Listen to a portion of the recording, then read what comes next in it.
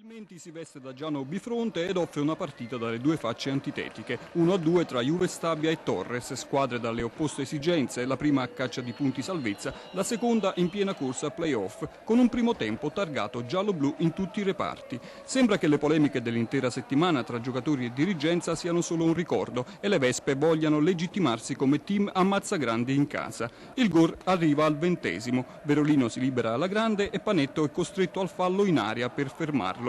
Della battuta dal dischetto si incarica Brutto che non sbaglia. 4 giri di lancette e stavolta Verolino, ancora lui, spreca l'occasione del match goal.